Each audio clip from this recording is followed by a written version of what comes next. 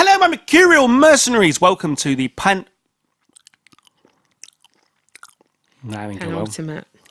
Hello, my Mercurial mercenaries. That didn't go well at all. Hello, my Mercurial. Have you got a face full of peanut? Which is distinctly different to a face full of penis. I haven't. Which, incidentally, I might have later.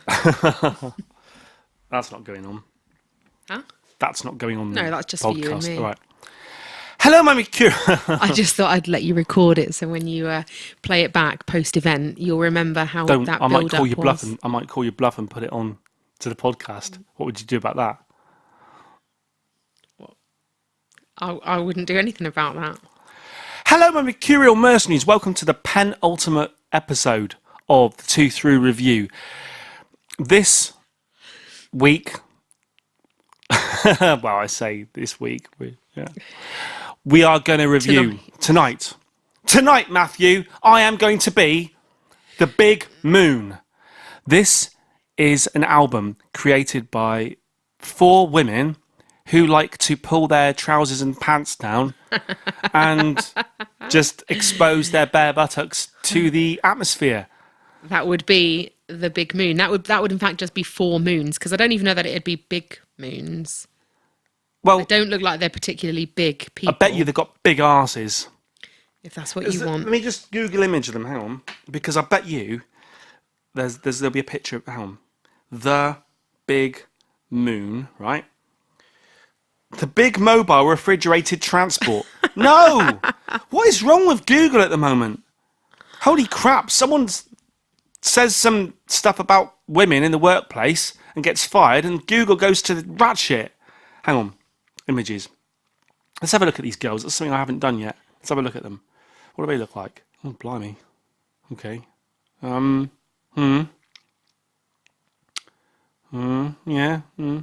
This is a band called The Big Moon. It's 4 women.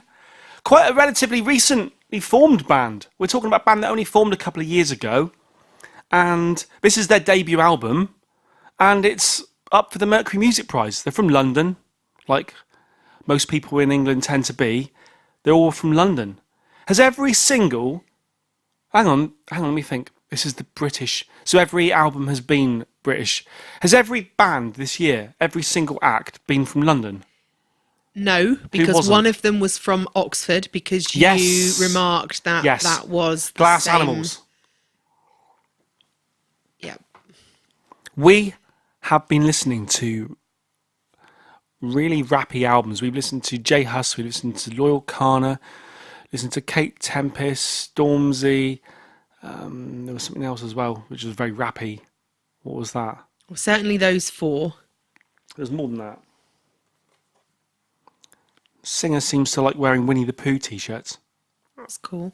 Yeah, no, that is cool. That's on my list of positives for the band at the moment, is the wearing of the Winnie the Pooh t-shirt.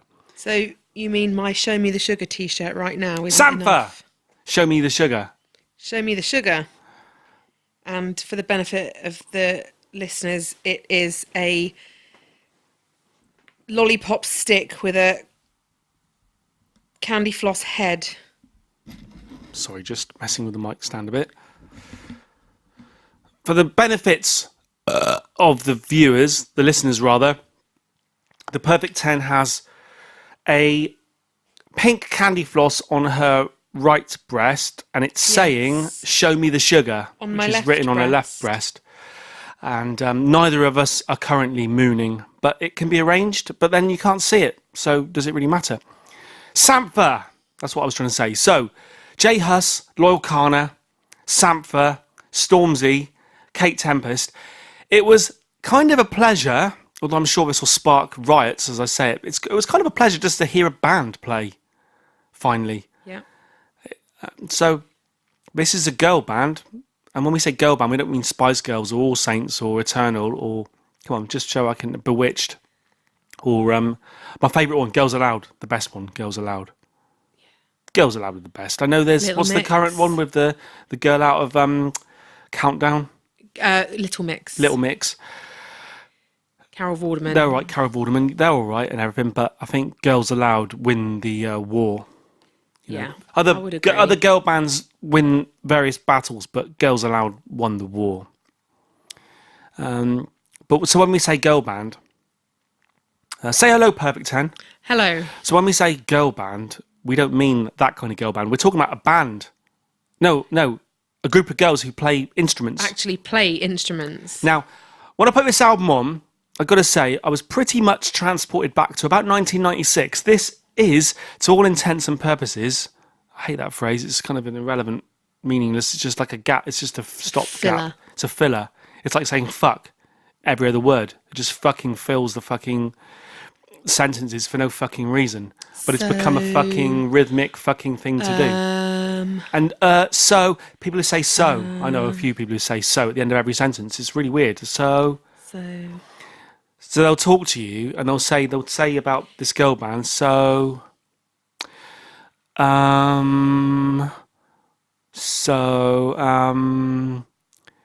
this. I mean, I was transported back to 1996, and that was an era where you actually had girl bands. It's hard to imagine that now.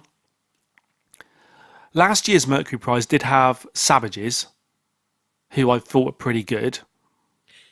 But back in like the mid-90s, you had Elastica, you had Sleeper, you had Echo Belly, you had bands that either comprised wholly of girls or had female singers. And this band, to me, are the Elastica of 2017. That's my initial impression. I've got more to say, but what do you think? I really like their sound. I totally agree. It was really nice to hear a band. It made me kind of question. I understand that the eating on recordings, but let me just eat a few peanuts and then you can carry on. Okay. Apparently it's rude.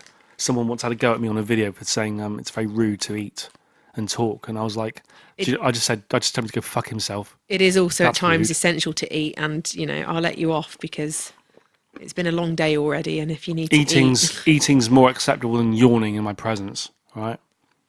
So what were you going to say? I was going to say that I understand why the nominees are why we've done it in alphabetical order in the way that's the way that they're listed, they're announced, whatever. But it did mean that just through those circumstances, we listened to, as the Mercurial number 6 has said, a lot of music that... What are you doing there?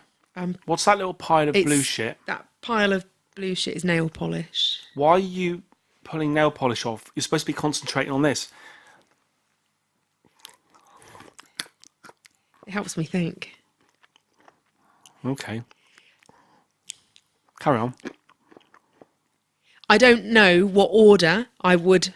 If I was buying an album, a compilation album of the 12 nominees, Yep. I would not play them in the order that we have. We listened to them in a terrible order. We should have, if we had known better, we would have interspersed the rap albums with some of the bands, wouldn't we? If I were listening to them again for choice and did it that way, then yes, but we wouldn't have known any different. No. That's the way. So you have to pick a way that is fair for what you're being presented with, that doesn't lead to any sort of prejudging, doesn't lead... It sounds like a conversation for the next video where we sum up. We're supposed to be talking about the big moon. But I think already at this stage, having got to number 11 of 12, and we're only just now back to hearing the sound of a band of multiple voices, musicians, singer falls, the big moon's gonna rise, and it is a bit of a refreshing change to the last. So, what did you think? 3 or 4 albums. To me, it was Britpop. To me, totally. Yeah, I was going to say it's very much like a sound I'm more familiar with. I'm more comfortable with. I would nail it around 96, 95, 96, the sound. They've definitely listened to Radiohead's The Bends. The singer definitely has some of the vocal inflections of Tom York out of Radiohead. Like I said, they definitely have a sound of Elastica. I can hear the Pixies there. They've got this thing where they woo, woo. So they sing with woo. They sing along with the instruments, and that's the sort of thing that you've got to do if you've got women in your band. I think you play to your strengths. And if you've got women in your band, have lots of woo. Do you know what I mean? Yeah. That's what I think. I like the sound. I liked the style. I thought the sound was all right. I was thinking, as I was listening to it, without sort of jumping into negatives about it, because they're not negatives, it's just difference. I've got a few negatives. We'll get onto those. It didn't have the kind of full sound Nuts, not like peanuts. Stormzy. It didn't have that kind of like complete depth. It's ridiculous. And do you know what the thing with this timbre sort of and- competition is? It's ridiculous, isn't it? So I'm talking over you. I'll shut up in a minute and not. It's do any- ridiculous that it's taking 12 albums. No, it's ridiculous. I was going to say it's ridiculous that you have to a band like the Big Moon for this competition has to fight against Stormzy. The albums are so different. It's absolutely That's where I was going. ridiculous. It's ridiculous They to have try compete. to compare 12 albums, 12 artists, groups, or whatever that are so different and distinct in their own rights. Okay, yeah, we've said we've listened to 3 or 4 similar. They're not similar. They're just not. They are all just within that grime The rap. rap. Yeah, they weren't similar, yeah, really, were they? I mean, the Sampler albums weren't similar. Sampler was nothing like J Hus. No. And yet, they were rap albums. They might not want to call. We had electronic soul. We had Afrobeat. We had hip hop. We had grime. Let's not kid ourselves here, and this will get me loads of hate. Imagine the hate I'm going to get for saying this, but they are still rap. They are still rap albums. Yeah. I was listening to Public Enemy and NWA and stuff before the people who are criticising me were born, and back then it was still rap. I don't really get it. Oh no, it's not rap, it's hip hop. Oh, it's not rap, it's grime. It can be both. Yeah. I listen to Iron Maiden and Slayer. Yeah, to me, it's all heavy metal. Someone else will go, no, that's thrash, and that's new wave of British heavy metal, and I'll be like, well, go and tell that to my mum because it's heavy metal. It's heavy metal, man. Do you remember Beavis and Butthead? Yeah. I used to listen to Elastica and then watch Beavis and Butthead. And then drink a bottle of Jack Daniels and get carried into the club. Hockaloogie. Diarrhea, cha-cha-cha. My name is Con Julio! I need TV for my bum hole! Wasn't it that? Didn't it go like that? That was, yeah. So, she pulled her trousers and pants down, and she displayed her anus. Big Moon, Big Moon. So I was saying that they've got a bit of the Pixies about them in that they go from kind of light bopping around funky kind of stuff to trying to sound like all hell's breaking loose. I can hear the influences. I can hear Sonia Ecobelli. I can hear Tom York. I can hear I've forgotten what the Sleeper Girl was called now. Justine Elastica, and what was the Sleeper Girl? Sleeper was so-and-so Sleep. We always called them by their first name and then the band. So you'd have Sonia Ecobelli. No. I bet I haven't really read anything about this band, but I bet if we looked them up, they'd be influenced by people like PJ Harvey. Yes, and she's another Mercury favourite, isn't she? She is the most successful Mercury artist of all time. She's like I think she's won it the twice. Mercury's princess. I think she's the only person to have won it twice. Don't quote me on that one, but I think PJ Harvey, Polly Harvey, is the only person to have won the Mercury Prize twice. My main question about this band, given how to me, it comes across as a middling Britpop album from 1996. Is why does this album have to exist? Like, you've never heard this album before, right? No. But I suppose you probably haven't heard Elastica's debut album either. I'd rather you went and listened to Elastica's debut album than this. It's a better version of what this is. But hang on. So does this need to exist? And I had this question earlier, didn't I, about, was it Blossoms? Yeah. I said, my main question is, does this need to exist? Are you not better off going back and listening to a Duran Duran album or Aha or something? And I think, why does it need to my exist? point at the time was, if those are the sounds that influenced you back in a previous time, or that you grew up with, even if it wasn't of the time of that music, if it's what you grew up with, then why should it not exist now? And it goes back to that business of Yeah, but how old are these girls? taking samples and putting your own twist on it and releasing it and calling it your own, sampling something else.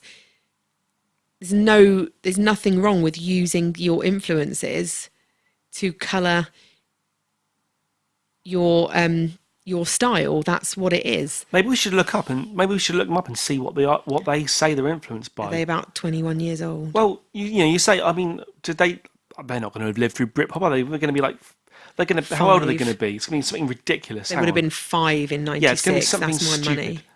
Home, tour, download, stream, store. Where's their page that talks about? It's just a load of pictures. Hang on. Are you in images? No, I'm on their website. No info at all on their website. They are trying to remain relatively anonymous. Let's go back to Wikipedia, right? So, The Big Moon is a London 4-piece band formed in 2014 by Juliet Jackson.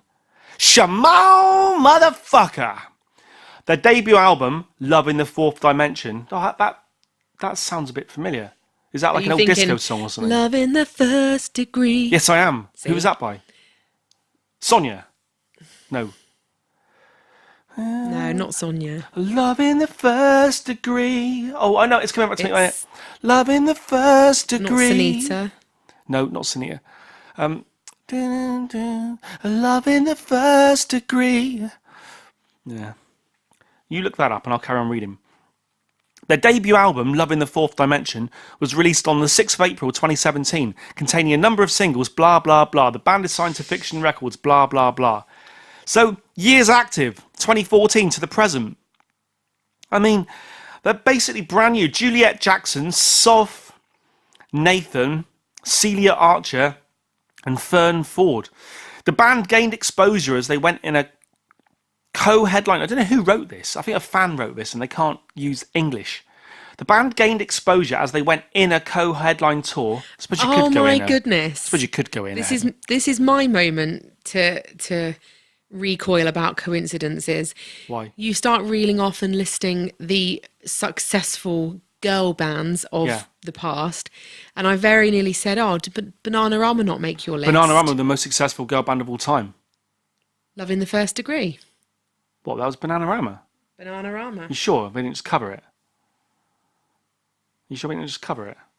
Check they didn't just cover it, because Bananarama sometimes you like, she's got it, oh baby, she's got it. Who's Baby? B-A. Huh?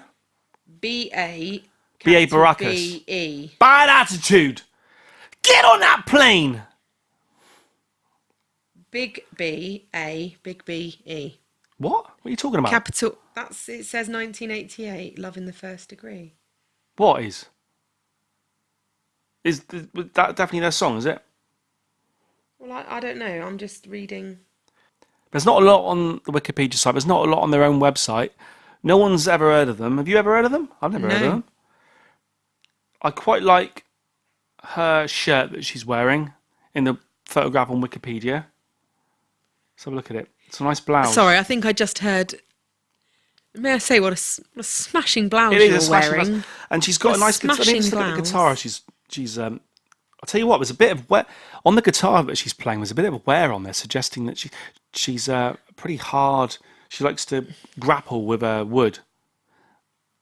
Can't quite make out what it looks like. Is that a Les Paul?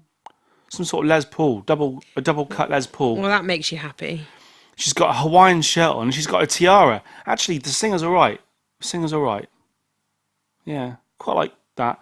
1996 is when she was born. No idea. We're just simply saying. I could look up when she's born. Do you want to see when she's born? Hang on. What did I say she's called? Michael Jackson. No, not Michael Jackson. Shimon Juliet Jackson. See, she's not on Wikipedia because she's not famous enough. In 2013, Juliet Jackson was waitressing at a cocktail bar in London, writing songs on the side and seeking out a band that needed a bass player. She'd been in groups before, but had never been the songwriter or front person, so the prospect of either seemed like a stretch. When she hit a wall, nobody needed a bass player, she recalls, and widened her search. She asked her friends, and friends of friends, if they knew anyone who played an instrument or wanted to learn how. She found 3 collaborators: Celia Archer, bass, vocals; Soft Nathan, guitar, vocals; and Fern Ford, percussion. People who put percussion rather than drums. That's always annoyed me all my life. But it just means they played the triangle at least once in that track as well. That's all. It's weird, isn't it? They have to include possible maracas and a triangle. If I'm going to choose what I call myself if I'm a drummer, I'm calling myself a drummer. I'm not going to be embarrassed about it. I'm a drummer. I hit tubs. I hit drums.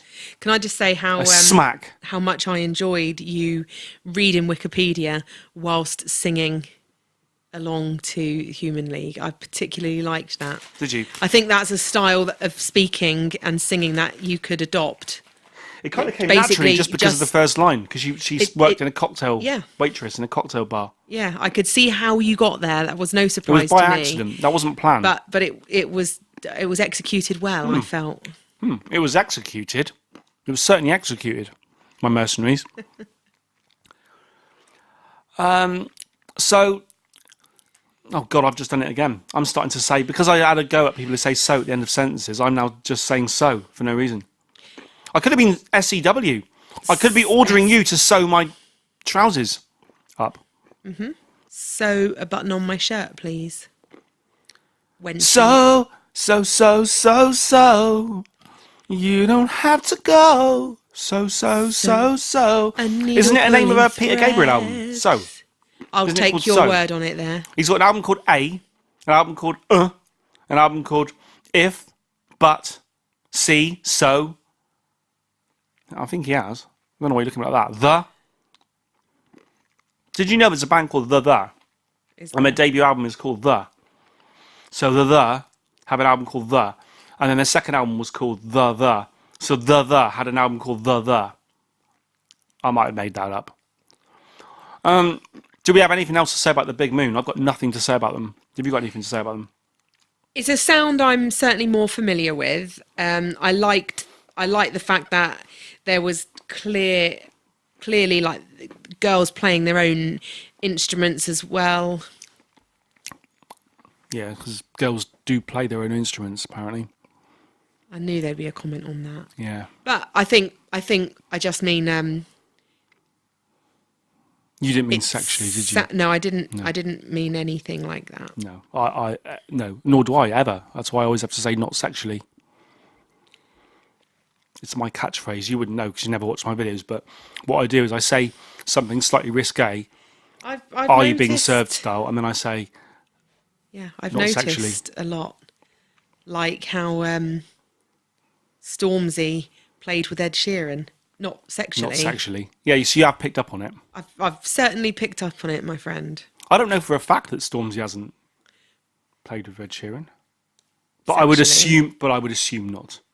And strongly. You know, we're not going to be starting any rumours here. No, certainly not. So- Certainly not. And there'll be nothing wrong if he had. No, So that's the end of that one. that's that. What are we going to rate? Oh, I liked it. I liked the whole general sound of it. It didn't have that kind of huge, full sound that some of the other albums have had. It didn't have the captivating lyrics like I felt Kate Tempest and Let Them Eat Chaos had. it's not in the same league. But Not in the same league. as a whole complete album to listen to, I really listened to it. It's the sort of thing that I can imagine playing over and over. And You will never listen to this album ever again. that's not true. Don't kid It's yourself. not true. You reckon you'll listen to it? I reckon I will. They need listen your to support. These are women in a band trying to make it. In So this... that's right. Apparently, world. only women can support other women. No, I didn't mean like that. I meant they certainly need to have.